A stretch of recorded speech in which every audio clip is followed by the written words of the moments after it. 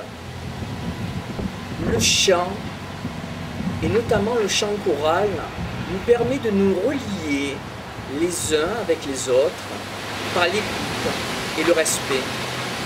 Le chant a la particularité d'avoir sa spécificité, d'avoir dans un groupe sa place.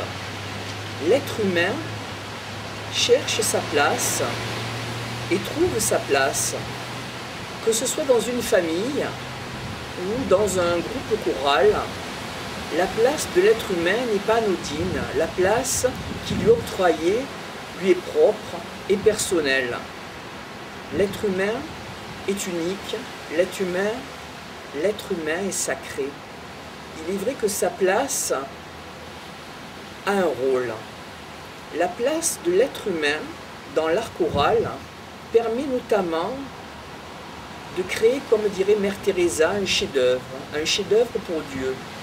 Quand on parle de chef-d'œuvre, c'est quelque chose pour le concept occidental assez flou. Alors il est bon peut-être d'y donner une précision.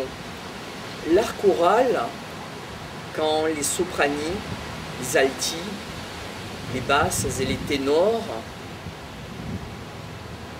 imbriquent leur partition grâce au chef de chœur dans une osmose, et que l'osmose est heureuse et l'osmose est juste, alors se crée quelque chose.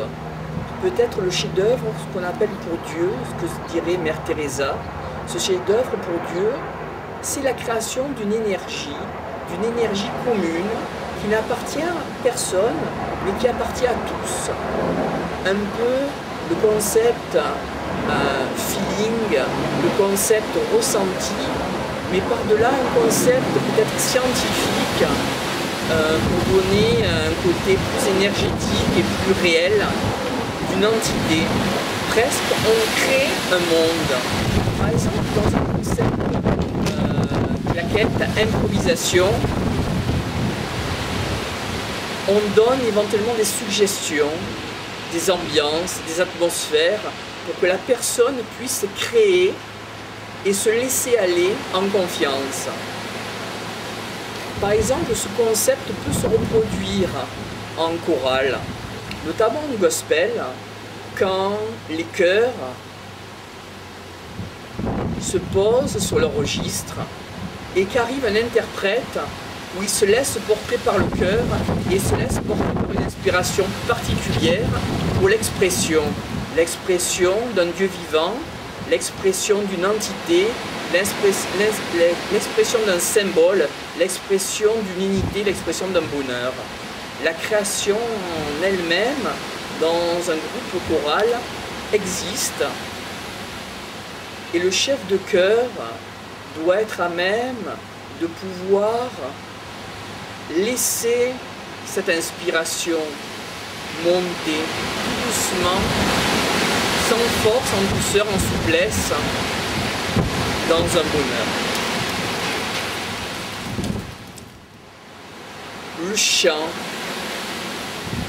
par le souffle,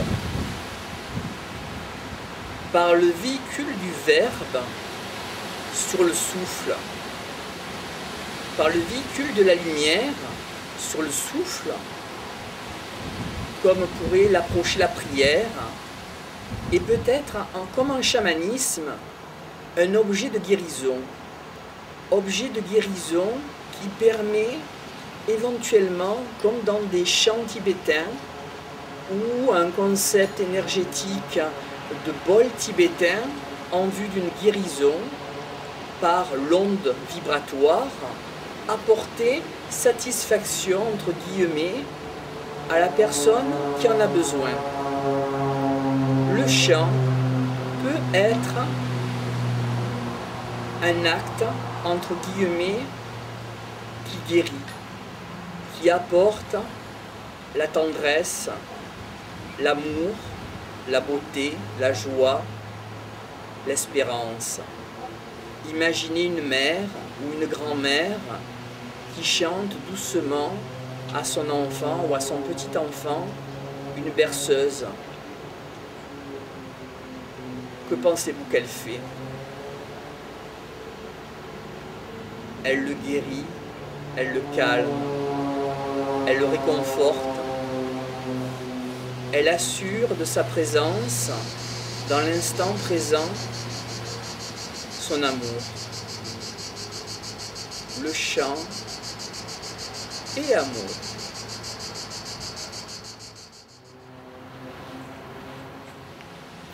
Et bien voilà, nous étions à Salon de Provence, à la campagne, voilà, avec les cigales, le 3 août 2005, voilà, avec Marco.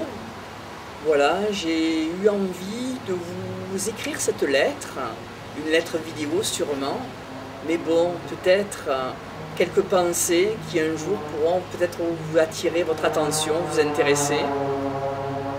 Voilà, c'est simple, c'est un moment convivial, c'est un moment simple, un moment sympathique, une réflexion peut-être que moi-même j'ai eu peut-être plus de plaisir peut-être que vous à écouter un jour, à mettre en place, à créer, à faire que l'improvisation devienne incarnation et devienne pensée et devienne structure de pensée pour ma personne et peut-être pour vous.